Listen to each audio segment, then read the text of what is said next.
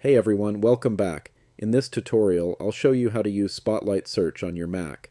Spotlight is a built-in tool that makes it easy to find apps, files, settings, and even get quick answers right from your desktop.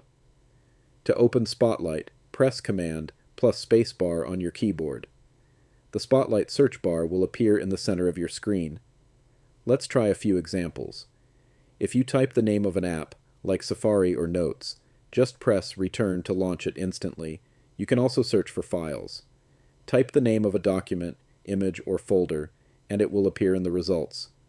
But Spotlight can do more than just search. For quick calculations, type something like 230 plus 45, and you'll get the answer immediately. It can also handle conversions. For example, type $100 to euros, or 10 kilometers to miles, and Spotlight will convert it for you. You can even search the web. Just enter a question or keyword, and Spotlight will show results from the internet, maps, and Siri knowledge. When you find what you need, press Return to open it, or use the arrow keys to preview more details. And that's it. Spotlight Search is one of the fastest ways to navigate your Mac and find exactly what you're looking for without wasting time.